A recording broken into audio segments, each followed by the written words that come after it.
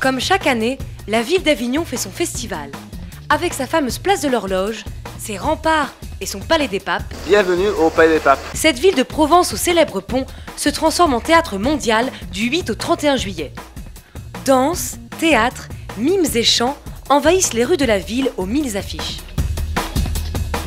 On assiste aussi aux parades des compagnies, dont un grand nombre est issu de la région Île-de-France. Bonjour, excusez-moi de vous déranger, port de tongs totalement interdit, je vais vous remettre un petit PV qui passe bien.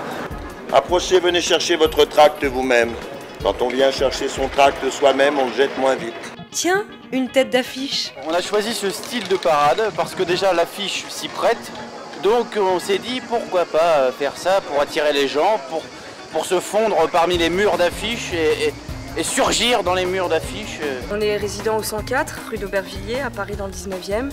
On a joué aussi dans le 19e, au Bouffon Théâtre. On a joué à Nanterre, un festival, à Montreuil, et puis, ouais. Voilà, et puis à Brunoy. Au théâtre de Lucernaire, et c'est à 21h. À Paris, oui. À Paris, bah oui, à Paris. On est la seule compagnie africaine à qui on ait donné un théâtre. On a un théâtre à Morsan-sur-Orge qui nous a été confié par la communauté d'agglomération du Val-d'Or. Certaines créations sont même directement soutenues par la région. Parce que ça permet de vraiment travailler, de travailler bien, de ne pas être dans des préoccupations matérielles tellement sordides par moments et difficiles que le travail en pâtit. On est soutenu par le département de l'Essonne, par la région Île-de-France. Toutes les compagnies qui se sont implantées en banlieue, je pense à Nanterre, je pense à Aubervilliers, je pense bien sûr à Saint-Denis, etc., qui contribuent vraiment à l'attractivité culturelle de la région.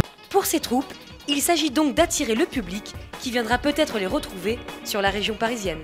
Et je pense que c'est important, quand on dirige un théâtre qui est consacré aux auteurs vivants, d'essayer de voir le plus possible de création.